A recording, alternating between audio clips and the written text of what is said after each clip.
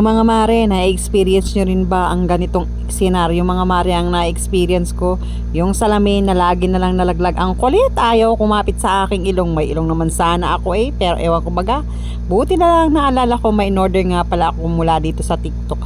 Yung pangtanggal or pang-iwas na mag-slide sa ating ilong. Ilalagay lang natin yan sa ating salamin. Para nga mawala na ang problema ko, ay agad-agad ko nang binuksan mga mare, at ang akin nang ikakabit. Abay ako, nayayamot na at ayaw kumapit ng aking salamin. Kahit mga mayat maya na lang, umangat na salamin.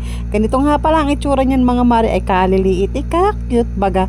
At yan ay inilalagay dyan sa ganyang nakatuon sa ating ilong mga mare, ay kasya yan sa kahit anong salamin mga mare ko. At kung tulad ko nga na ganyan din ang problema mo, ay ito lang ang maire-recommend ko sa inyong mga mare, ay napakamura lang na rin, pasok na pasok sa budget. Ilalagay ko na lang yan sa yellow basket at sa comment section mga mare, para maka-order na kayo habang pasok pa sa budget at siguradong magtataas at magsosold out itong mga mare. At ganito na pagsuot mo ang salamin na may nakalagay ng stopper mga mare, hindi na talaga nalalaglag at komportable na siya. Ano pang iniintay nyo mga mare?